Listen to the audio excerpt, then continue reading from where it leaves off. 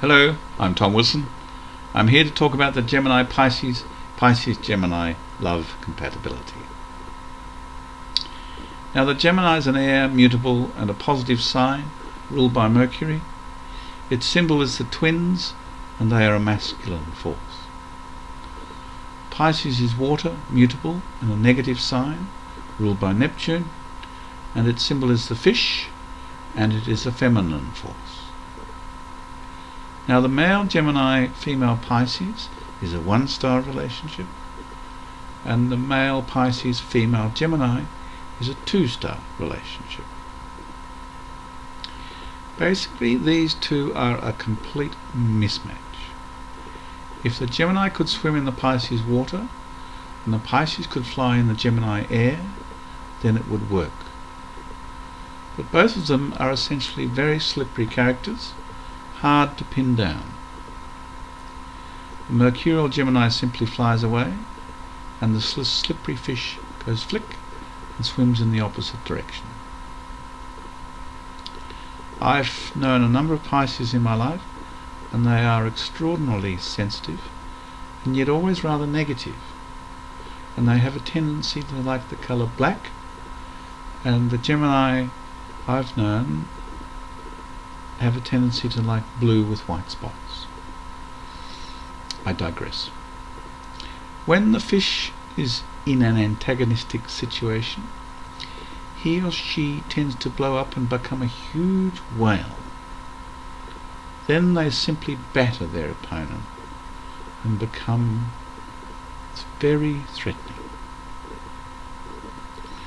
Pisces don't really understand themselves.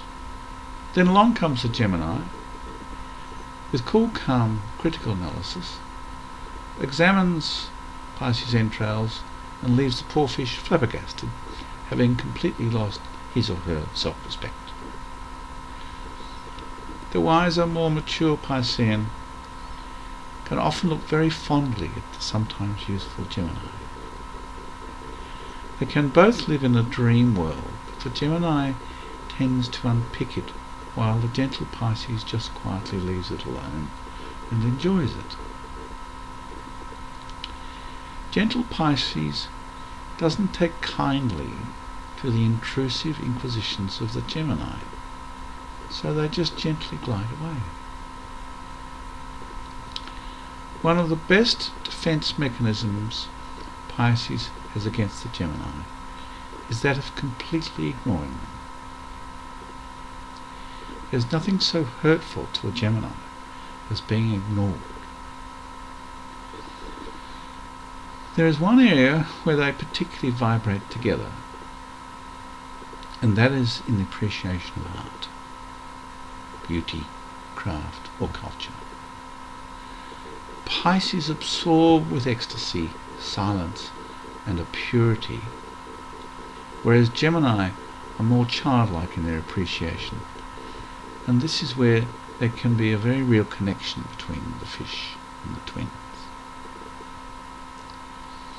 As with people's walks, the eyes of these two are interesting.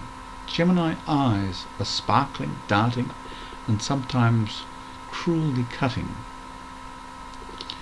but the Pisces eyes are soft, wide, large, watery and full of deep understanding.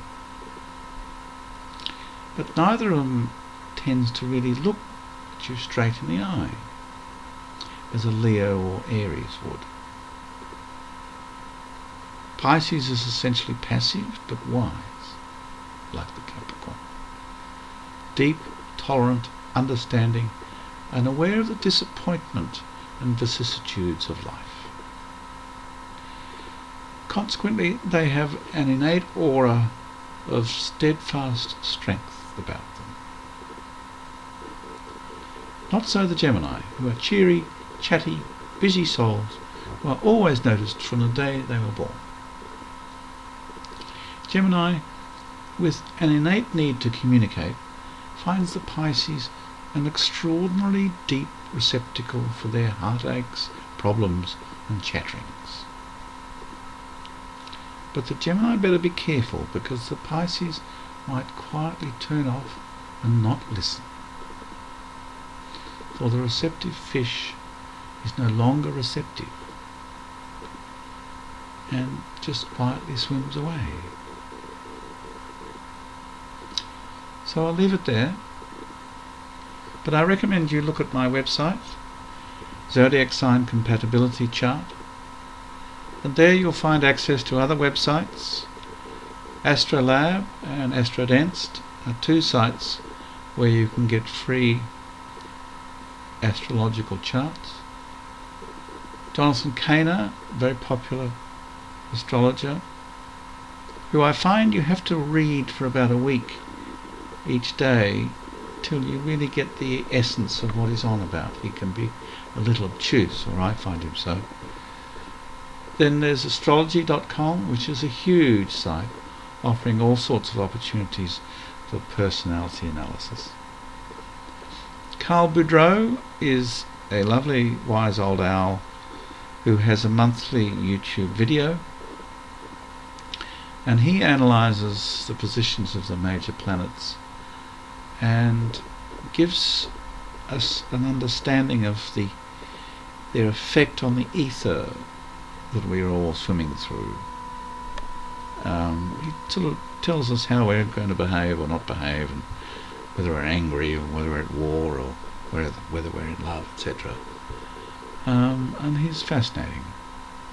There are book reviews, there are book sales through Amazon, there's my monthly blog, and finally there's the compatibility chart, which lists the female signs, 12 of them across the top, and the 12 male signs down to the left, and at the junction of the two there's a rating of that particular relationship, whether it is good or bad, 5-star or 1-star, and a pithy comment to boot.